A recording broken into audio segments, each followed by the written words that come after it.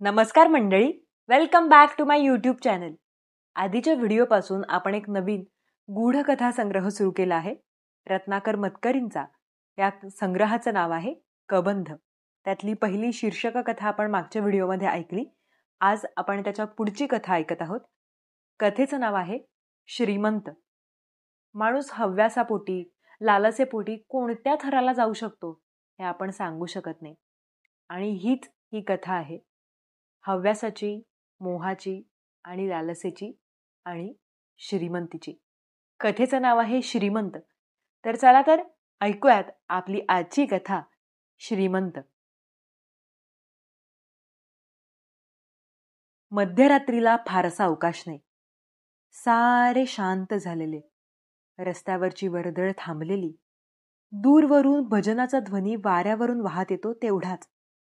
ते देखील शब्द नव्हेत, नुसती टाळ मृदुंगाची धून. झिंचक झिंचक झिंचक. चाळीच्या व्हरांड्यात झोपलेल्या पोरांचा हसण्या बोलण्याचा आवाज हळूहळू मंदावत जात संपूर्ण थांबलेला. सारे वातावरण चिडीचिप होऊन गेलेले. आता उठलेच पाहिजे, रमाकांत स्वतःशीच म्हणतो. नाहीतर तिकडे पोहोचायला उशीर व्हायचा. खरे तर मघात जायला हवे होते, पण रजनीशी वाद घालण्यात वेळ वाया गेला. वास्तविक रजनीशी या विषयावर बोलण्यात काही अर्थच नसतो हे एव्हाना चांगले ठाऊक झाले. आपले म्हणणे तिला कधीच पटणार नाही. म्हणे अघोरी नाद, यात काय अघोरी? आणि इतके जे लोक तिथे येतात ते काय मूर्ख म्हणून? स्वामी ज्याची त्याची इच्छा पूर्ण करतात. आणि तो साक्षात तोच स्वामींना वश असल्यानंतर स्वामींच्या भक्तांना काय कमी? जायला हवे, जायलाच हवे. एव्हाना तिकडे ड्रम वाजू लागले असतील. टर धम धम धम. ड्रमचा नाद रमाकांतच्या कानात घुमू लागतो. एकाएकी भजनाचा आवाज शिगेला पोहोचतो. जोरकस होतो आणि लाट फुटावी तसा एकदम खाली येऊन वातावरणात विरून जातो. रजनीचे काय जाते नावे ठेवायला? असे नका अघोरीनाथ. या दारिद्र्यापेक्षा काहीही पुरवले. तेणेकरांची तोंडे चुकवता चुकवता अर्धा जीव खलास होतो माझा. दिवसभर पैशाचा विचार करता करता भेजा कुरतडला जातो. वाटते या अवस्थेत जगण्यापेक्षा सरळ आत्महत्या करावी. एक गळक्या खोलीची ही जागा, चाळीच्या ओलसर दमट कुबट कोपऱ्यात. त्यात पसरलेली अंथरुणे निव्वळ चिंध्या झालेली. म्युनिसिपाल्टीच्या दिव्याचा उजेड खिडकीतून आत येतो. त्या उजेडात अंधुक दिसणार हे दारिद्र्य पाहवत नाही अगदी. आज न उद्या स्वामींची कृपा झाली तर सारे बदलेल. या चाळीचा महाल होऊन जाईल. धम धम धम. ड्रम्सचा आवाज वाढत जातो. अंगावरचा रजनीचा हात तिला कळणारही नाही अशा बेताने रमाकांत बाजूला काढतो. तिच्या बांगड्या देखील वाजणार नाहीत इतक्या अलगद. काही क्षण मुळीच हालचाल न करता डोळे उघडून तो तसाच पडून राहतो. मग हलकेच उठून काळोखातच पॅन्ट बदलतो, शर्ट चढवतो. कानांत ड्रमचा आवाज वाढत जातो. धम धम धम धम धम. तसा चोर पावलांनी दाराशी जाऊन तो दार उघडतो तरी कडीचा कट आवाज होतोच. दाराजवळच्या चपला पायांत सरकवून रमाकांत दाराबाहेर पाऊल ठेवणार इतक्यात चाललातच ना अखेरीस. अंथरुणातून शब्द येतो. रजनी अंथरुणात उठून बसली. एकदाच, आज शेवटचीच खेप. रमाकांत अजिजीने म्हणतो. शेवटची खेप म्हणता म्हणता एके दिवशी सारं काही हाताबाहेर गेलेलं असेल हो. ती त्याच्याकडे न पाहताच म्हणते, अत्यंत थकलेल्या आवाजात. पण आता तिच्याशी बोलत बसायला रमाकांतला वेळ नसतो. भजनाची धून पूर्ण थांबलेली. डोक्यात फक्त ड्रम्सचा आवाज घुमत असलेला. रजनीला उत्तर न देताच रमाकांत बाहेर पडतो. घाईघाईने जिना उतरून रस्त्यावर येतो. रजनी एक हताश सुस्कारा सोडून अंथरुणावर अंग टाकते. रमाकांतचा हा नाद आता कधीच सुटायचा नाही अशी तिची पक्की खात्री झालेली आहे. बसमधून उतरून रमाकांत घाईघाईनं चालू लागतो. रस्त्यावर चिटपाखरू देखील नसते. मध्येच एखाद्या कुत्र्याचे विव्हळणे सोडले तर सारे काही सामसूम. घरातून निघताना सारे लक्ष लागले होते मठाकडे. पण घर सोडल्यानंतर आता डोक्यात येत आहेत ते घराचेच विचार. रमाकांतचा जन्म मुळी 18-20 दारिद्र्यातला. त्यामुळे शिक्षणही जेमतेम, कुठे चांगली नोकरी मिळणार. त्यातून नशीब हात धुवून मागे लागलेले. मिळालेल्या नोकऱ्याही सुटत, कुठे रिट्रेंचमेंट होई, तर कुठे कंपनी नुकसानीत जाई, कुठे पगार तुटपून जा, तर कुठे कामच तात्पुरते. रजनीसारखी सुस्वभावी बायको मिळाली, पण तिच्या हौसा मौजा कधी पुरवता आल्या नाहीत. मुलगी झाली, तिचा आजार आधीच डोक्यावर असलेल्या कर्जाचा भार वाढवून गेला. त्याच आजारात ती गेली आणि रजनीच्या तोंडावरचे हास्य कायमचे मावळले. गेली ती सुटली असे वाटण्या इतका प्रत्येक दिवस अधिकाधिक हलाखीचा येऊ लागला. आपणही आत्महत्या करावी असे वाटू लागले. या यातनांवर एकच उपाय होता, पैसा मिळवायचा. काय वाटेल ते करून पैसा मिळवायचा. जनावरासारखे टाचा घासून मरायचं नसेल तर मर्दासारखा पैसा मिळवायचा. चिक्कार पैसा. टेलिफोन, गाडी, बंगला, वैभवाची नानारंगी स्वप्ने रोज डोळ्यांना दिसत. पण पैसा मिळवायचा कसा? धंदा करायला भांडवल नव्हतेच, पण याची टोपी त्याला घाल असे करायला लागते तेवढी अक्कल हुशारीही नव्हती. पैसा मिळवायचा एकही मार्ग उघडा नव्हता. विष खावे की गच्चीतून उडी टाकावी अशा विचारांत रमाकांत असताना एके दिवशी अचानक एक टकल्या माणूस गाडीत भेटला. काळजीत दिसता तुम्ही, टकल्या म्हणाला. चेहराच सांगतो. नाही, बोलू नकाच तुम्ही, मी बरोबर ओळखतो. हात पाहू. मला वाटलंच हो, रात्रंदिवस काळजी, आणि ती देखील पैशांची. होय ना, मला वाटलंच. पण काळजी नको, नशिबात पैसा आहे, भरपूर आहे. मार्ग सापडत नाही म्हणता? मार्ग आहे. इच्छा तिथे मार्ग म्हणतात, पण ते खोटं बरं का. अहो, नुसती इच्छा असून काय उपयोग. मार्ग दाखवायला गुरु हवा, आणि गुरु मिळायचा म्हणजे ते नशिबात असावं लागतं. गुरु हवाय तुम्हाला? मला वाटलंच. हा घ्या पत्ता. बरोबर परवाच्या अमावस्येला या. आल्याशिवाय राहू नका. आला तर भाग्यवान ठराल, नाही आला तर पस्तावाल. टकल्याने दिलेला पत्ता रमाकांतने जपून ठेवला, पण रजनीकडे त्याने स्वामींचा विषय काढला मात्र. ती अशी काही चवताळली. तिचा असल्या मार्गांवर बिलकुल विश्वास नव्हता. रमाकांतला तिचे पटले आणि पटले नाहीही. त्याला काही सुचेनासे झाले. उलटसुलट विचारांत अमावस्या टळून गेली. पण अमावस्या टळली तरी मनात पुन्हा पुन्हा येणारा विचार गेला नाही. शर्टच्या खिशातला पत्ता जणू छातीत घर करून बसला. शेवटी धीर करून रमाकांत स्वामींच्या मठावर गेला, गुरुकृपा बंगल्यावर. गुरुकृपा आता जवळ येतो. आज पौर्णिमा. काळ्या आकाशात वर चढू लागलेला पूर्ण चंद्र शरीरावरच्या कोडाच्या पहिल्या चट्ट्यासारखा विद्रूप दिसतो. तो डाग काळ्या पाण्यावर लखलखत राहतो. सारा किनारा निर्मनुष्य. कशी कोण जाणे, पण गुरुकृपाच्या अवतीभोवती बिलकुल वस्ती नाही. वाळूत मध्येच उठून बसलेला एकाकी मस्तकहीन कबंधासारखा तो एकटा बंगला त्या निर्जन किनाऱ्यावर अमानुष वाटतो. ड्रम्सचा ओळखीचा नाद ऐकू येतो. धमधा धमधमधा. रमाकांत पहिल्या प्रथम स्वामींकडे आला तेव्हा तिथला एकंदर प्रकार पाहून हादरूनच गेला. पण त्याबरोबरच त्याला स्वामींची महती देखील पटली. बंगल्याच्या दारात उभी असलेली मोटारींची रांग दाखवून त्याला टकल्या म्हणाला. पाहिलंत, इतके बडे बडे लोक आहेत, पण दुःख दूर करण्यासाठी शेवटी त्यांना स्वामींकडेच धाव घ्यावी लागते. कोणाची बायको पळून गेलेली, तर कोणाची सासू छळ करते. कुणाला राजकारणात पुढे जायचंय, तर कुणाला मूल व्हायला हवंय, हे ना ते. पण स्वामी सगळ्यांच्या मनातल्या इच्छा ओळखतात. योग्य वेळी त्या पुऱ्या देखील करतात. कशा विचाराल? मला वाटलंच. अहो, त्यांना काय, ज्या माणसाला प्रत्यक्ष तो वश आहे त्याला काय कठीण आहे. तो कोण हे विचारायचा धीर रमाकांतला झाला नाही. आता देखील त्याचा विचार मनात येऊन रमाकांतचे अंग शहारले. कोण आहे तो? रमाकांत आजूबाजूला पाहतो. जवळ कुणीच नसते. एके दिवशी त्याने टकल्याकडे भीत भीत हा विषय काढला होता, पण टकल्याने कोणी ऐकत तर नाही ना अशी खात्री करण्यासाठी इकडे तिकडे पाहिले आणि मग दबक्या आवाजात म्हटले, असे भलते सलते प्रश्न विचारू नका. योग्य वेळी ते तुमचं तुम्हालाच कळेल.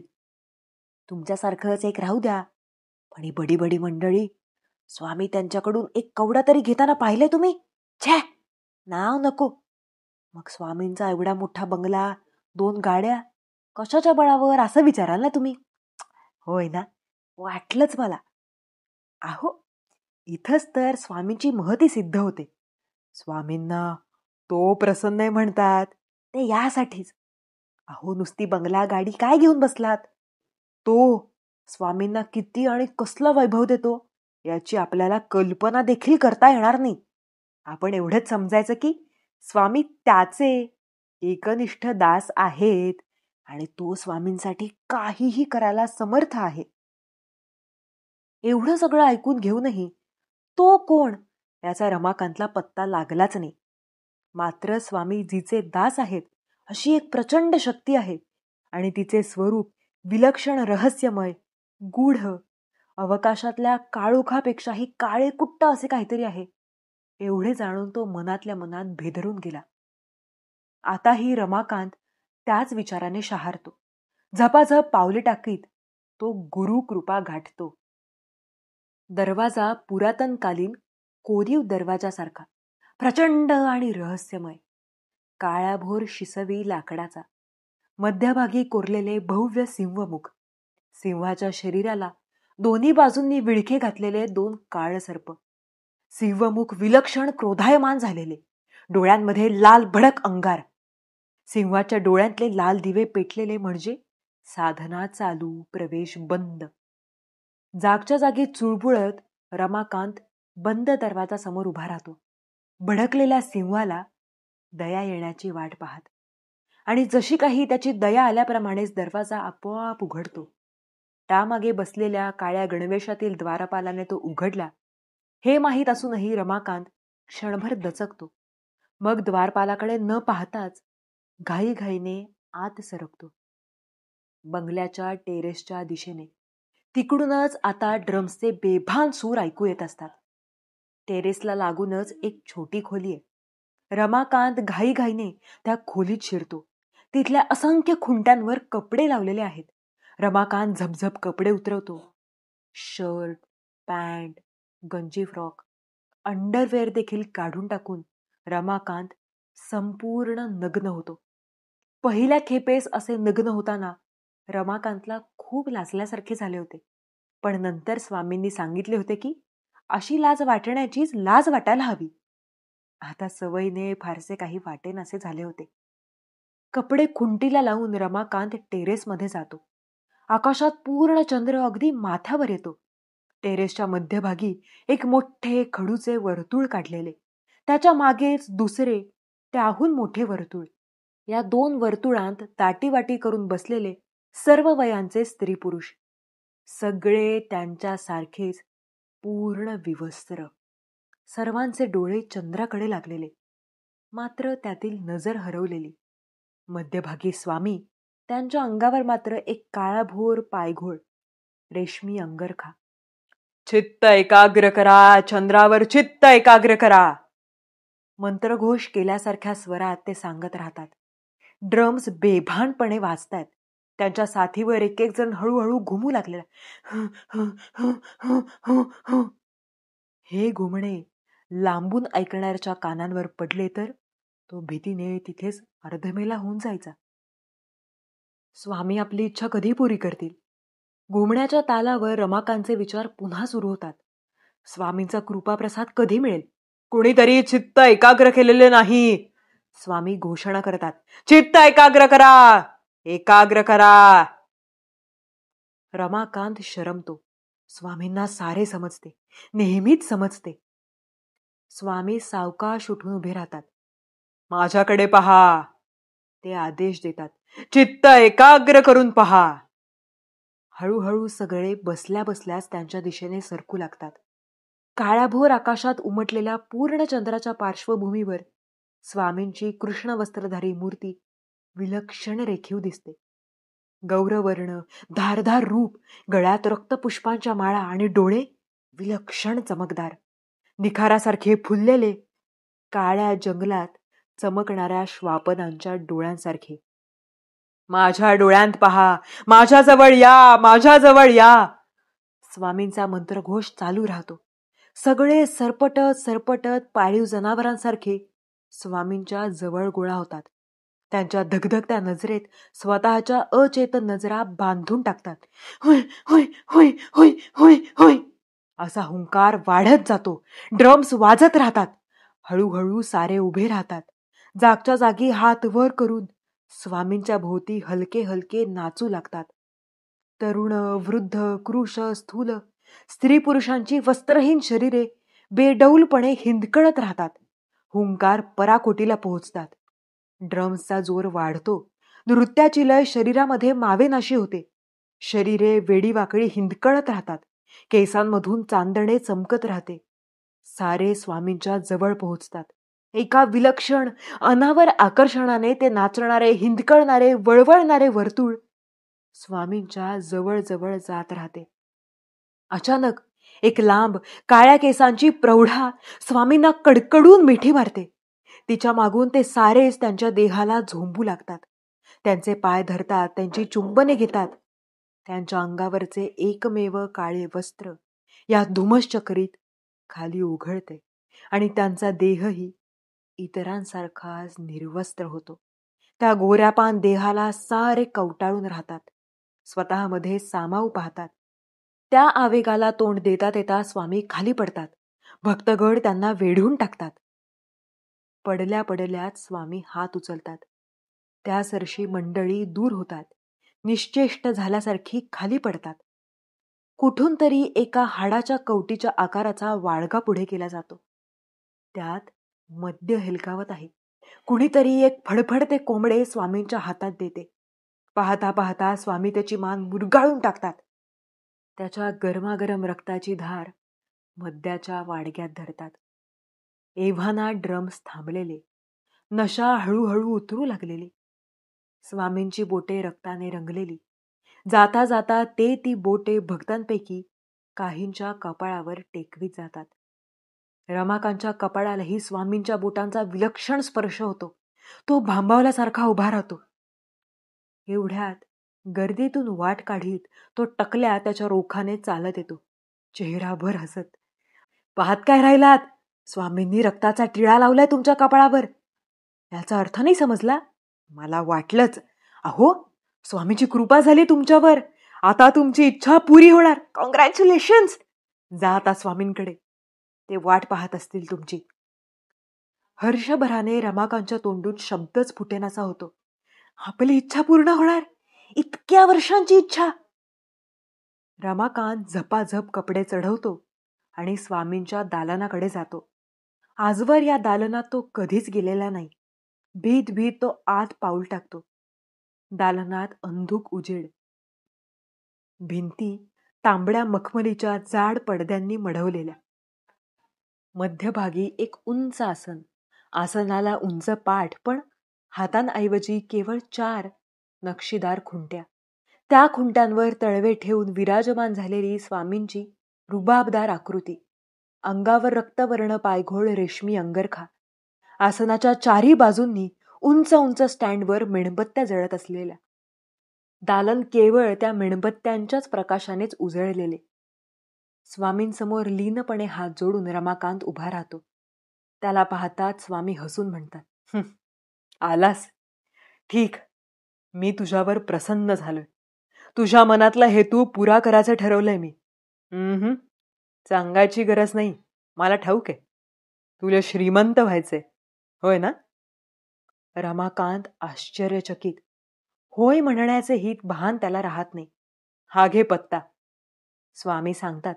कुठूनसे त्यांच्या हातात एक व्हिजिटिंग कार्ड येते. या माणसाला उद्या सकाळी जाऊन भेट. तुझी इच्छा पूर्ण होईल. स्वामींनी दिलेले व्हिजिटिंग कार्ड घेऊन रमाकांत घरी परत येतो. नाही म्हटले तरी त्याची थोडीफार निराशाच झालेली असते. त्याला वाटलेले असते की स्वामी कसली तरी सिद्धी देतील, कुठली तरी गुप्तधनाची खूण सांगतील, वशीकरणाचा ताईत देतील.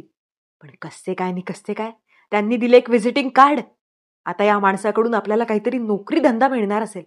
बस, हा काय श्रीमंत होण्याचा मार्ग. रमाकांत खट्टू होतो. पण नाही, स्वामींवर अविश्वास दाखवणेही बरोबर नाही. ते इच्छा पुरी होईल असं म्हणालेत म्हणजे काहीतरी होईलच. कसले काम देईल हा गृहस्थ? काही वाईट काम तर नसेल? चोरी, लबाडी, स्मगलिंग? प्रत्यक्षात काय होते ते पाहिल्याशिवाय रजनीला काहीच सांगायचं नाही असे ठरवून रमाकांत अंथरुणातच अंग टाकतो. रात्र थोडीच उरलेली, पण तेवढ्यातही रमाकांत 10 वेळा दचकून जागा होतो. डोके मुळीच झोपायला तयार नसते. त्यात नाना विचार फिरत राहतात. नाना स्वप्ने, कोंबड्याचे पंख, नाचणारी शरीरे, समुद्र किनारा, 100च्या नोटा, रक्ताचा टिळा. उजाडायच्या आधीच त्याला जाग येते. भल्या पहाटे सारे काही आटोपून तो तयार होतो. रजनीला विपरीत वाटते, पण ती काहीच बोलत नाही. केसांवरून कंगवा फिरवताना रमाकांतला आरशात दिसते. कपाळावरचा रक्ताचा टिळा आज अंघोळीनंतरही पुसट झालेला नाही. भाजल्याचा डाग पडावा तसा तो दिसतो. स्वामींचा कृपाप्रसाद. तो खिशातले कार्ड काढून पत्ता वाचतो. श्रीमंत यशवंतराव जनकोजी दास्ताने विला. नाव तरी एखाद्या संस्थानिकासारखे वाटते. ह्याच्यापासून काय लाभ होतो ते पाहायचे. दास्ताने विला. उंच लोखंडी दरवाजा, दाराशी उंच फेटे चढवलेले 2 तगडे पहारेकरी. रमाकांत कार्ड दाखवतो. ते आत सोडतात. आत लांब लचक सडक, दुतर्फा बगीचा, बगीचात संगमरवरी पुतळे, मध्यभागी भव्य पोर्च, संगमरवरी पायऱ्या, तिकडे पुन्हा 2 पहारेकरी. कार्ड पाहताच ते रमाकांतला वर पाठवतात. 2 बाजूंना पुन्हा 2 प्रशस्त जिने, मध्ये एका वृद्धाचा संगमरवरी पुतळा. अशा प्रासादतुल्य घरात रमाकांत आजवर कधी गेलेलाच नाही. दबकत तो दिवाणखान्यात येतो. पावले रुतावीत इतका जाड कुसुंबी गालीचा, छताला प्रचंड बिलोरी झुंबरे. रमाकांतची छाती धडपून जाते. तो एका नक्षीदार आरामशीर सोफ्यावर धास्तावून बसतो. कोणीतरी तो आल्याची वर्दी आत पोहोचवते. आतल्या बाजूने चाहूल लागते. रमाकांत सावरून बसतो. एक वृद्ध पण राजस दिसणारा गृहस्थ सावकाश चालत बाहेर येतो. केस संपूर्ण पिकलेले, वर्ण लालसर, शरीर स्थूल, वयपरत्वे ओघळलेले, चेहरा सस्मित, अंगात उंची झब्बा, तलम धोतर, गळ्यात छडा, बोटांत अंगठ्या. हेच श्रीमंत दास्ताने असावेत, चेहराच सांगतो. डोळे बारीक करून श्रीमंत त्याच्याकडे पाहत पुढे होतात. रमाकांत हात जोडून उठून उभा राहतो. मला स्वामींनी पाठवले असे काहीतरी बोलण्यासाठी शब्द शोधत राहतो. इतक्यात श्रीमंत त्याला एकाएकी मिठी मारतात. रमाकांत गोंधळतो. काही वेळ दास्तानेंना बोलणे अशक्य होते. त्यांचा अगदी कंठ दाटून येतो. डोळ्यांतून आसवांच्या धाराच्या धारा लागतात. रमाकांत अवघडून जातो. मग श्रीमंत कसे बसे बोलतात. 20 वर्ष, जवळजवळ 20 वर्ष. 12व्या वर्षी घरातून पळून गेलास तो आत्ता भेटतोयस गुलामा. श्रीमंत दास्तानेंचा गैरसमज काढून टाकणे मोठे कठीण होऊन बसते. तरीही रमाकांत स्वतःकडून शिकस्तीचा प्रयत्न करतो. श्रीमंतांचा एकुलता एक मुलगा लहानपणीच घर सोडून पळून गेला. तो आता जिवंत असणे शक्यच नाही. असला तरी घरी परत येणार नाही अशी सगळ्यांची खात्री झाली. आणि आता हुबेहूब त्याच्यासारखा दिसणारा रमाकांत आपल्या पायांनी घरी चालत आला. दास्ताने गहिवरले. रमाकांत त्यांना परोपरीने सांगतो की आपण कधीच घरातून पळून गेलो नव्हतो. आपले वडील हयात नाहीत. आपण दास्तानेंचे कोणीही लागत नाही. पण श्रीमंत ते मानायला तयार होत नाहीत. रमाकांतला पुन्हा पुन्हा जवळ घेऊन ते म्हणत राहतात, आता कुठे जाऊ नकोस. आता तू माझा आहेस, तू माझा आहेस. रमाकांतचा सारा विरोध गळून पडतो. स्वामींची करणी आता त्याच्या लक्षात येते. नकळत त्याचा हात कपाळावरच्या रक्ताच्या टिळाकडे जातो. त्यांचा कृपाप्रसाद. त्यामुळेच श्रीमंत दास्तानेंना त्याच्या जागी आपला हरवलेला मुलगा दिसतो. ही मोहिनी स्वामींच्या हातच्या टिळाची. श्रीमंत रमाकांतची सारी चौकशी करतात. त्याच्या गरिबीविषयी हळहळतात. बाप एखाद्या राजासारखा श्रीमंत असताना मुलाने 2 वेळच्या अन्नाला महाग व्हावे. या कल्पनेने त्यांचा जीव तुटतो. ते काही नाही, ते कळवळून म्हणतात, आजपासून माझा पैसा तो तुझा पैसा, तुला काही कमी पडणार नाही बघ. सारं काही तुझ्यासमोर हात जोडून उभं राहील. तुझी काळजी मिटलीच म्हणून समज. रमाकांतचा जीव आनंदाने गुदमरतो. कधीपासूनची चिंता रात्रंदिवस पोखरणारी, सारं आयुष्य कुरतडून टाकणारी, आणि आज अशी चुटकीसारखी दूर झाली. केवळ चमत्कार. पण असा चमत्कार व्हायचाच होता. हीच तर स्वामींची महती. आपण स्वप्नात तर नाही ना, अशी त्याला शंका येते. पण नाही. आधीचे ते मोडकळीला आलेल्या चाळीच्या अंधाऱ्या खणातले दरिद्री आयुष्य हेच एक दुष्ट स्वप्न होते. समोर उभे राहिलेले वैभव हेच आता सत्य. ज्याची इतके दिवस कल्पना केली ते ते आज प्रत्यक्षात उतरलेले स्वप्न. शोफरला सांगून श्रीमंत गाडी बाहेर काढतात. गाडी फॅशनेबल दुकानांच्या समोर उभी राहते. रमाकांतसाठी नवे उंची पोशाख, नवीन शूज, नवीन घड्याळ यांची खरेदी होते. हातखर्चासाठी 100च्या 10 नोटा त्याच्या हातावर ठेवल्या जातात. त्याला चाळीवर परत सोडून श्रीमंतांची गाडी निघून जाते. त्या मोडक्या चाळीतले शेवटचे 1-2 दिवस. त्यानंतर रमाकांतसाठी एक छोटासा नवीन बंगला सुसज्ज होणार असतो. चाळीच्या पायऱ्या चढून खोलीत आलेला रमाकांत रजनीला नेहमीपेक्षा अगदीच वेगळा वाटतो. त्याच्या हर्षाने बेभान झालेल्या चेहऱ्याकडे ती पाहतच राहते. का कुणास ठाऊक त्या चेहऱ्याची तिला भीती वाटते. आपण श्रीमंत झालो रजनी. हातातली पुडकी खुर्चीत टाकून तो ओरडतो. आजपासून आपण श्रीमंत झालो. विश्वास नाही बसत तुझा? मग हे बघ, हे बघ. खिशातून 100च्या नोटा काढून तो खोलीत उधळतो. रजनी स्तब्धच राहते. त्याच्यात झालेल्या या बदलाचा अर्थच तिला समजत नाही. तिच्या स्तब्धतेने रमाकांत डिवचला जातो. त्याची अपेक्षा असते की अनपेक्षितपणे मिळालेला हा पैसा बघून ती हर्षभरीत होईल. इतके दिवस आपला मार्ग अघोरीपणाचा ठरवला याबद्दल क्षमा मागेल आणि आपल्याप्रमाणेच पुढील सुखाच्या स्वप्नांमध्ये रंगूनही जाईल. पण ती गप्प राहते आणि रमाकांत चिडतो. तिला सारे सारे समजावून सांगतो. झाले ते कसे चांगलेच आहे हे पटवण्याचा प्रयत्न करतो. श्रीमंत दास्तानेंविषयी सारे काही सांगतो. त्यांच्या प्रासादाविषयी, त्यांच्या वात्सल्याविषयी न थांबता तो एकसारखा बडबडतच राहतो. रजनी सारे ऐकून घेते आणि फक्त एवढेच म्हणते, त्या म्हाताऱ्या पित्याच्या मनाशी खेळणं हे पाप आहे हो. संध्याकाळच्या सावल्या एकमेकींमध्ये मिसळू लागलेल्या. रजनी दास्ताने व्हिलाच्या पोर्चमध्ये येऊन पोहोचलेली. दिवसभर तिच्या मनाचा नुसता तडफडाट चालला होता. का होतं हे सारं? नको नकोसं वाटणारं. का हवी आहे यांना श्रीमंती? इतर 4 चौघांप्रमाणे पोटापुरते मिळवणे कधीच नाही जमणार का यांना? कशासाठी हवेत हे अघोरी नाद? हे आणि तो स्वामी दोघे मिळून बनवतायत बिचाऱ्या म्हाताऱ्याला. त्याचा एकुलता एक मुलगा गेला. आपली मुलगी आजारात गेली नसती तर आज केवढी असती. तिच्या जागी दुसरी तेवढीच मुलगी कुणी आणून दिली तर आपण तिला आपली म्हणू शकू? नाही, ती एका पवित्र नात्याची विटंबना होईल. त्यांनी चालवली आहे तशी, त्या दोघांनी. पण आज ना उद्या दास्तानेंच्या डोळ्यांवरची स्वामींची मोहिनी उडेल. त्यांना एकदम जाग येईल. मग काय होईल? आपण सारे पोलीस कस्टडीत जाऊ. त्याआधीच हे सावरले पाहिजे.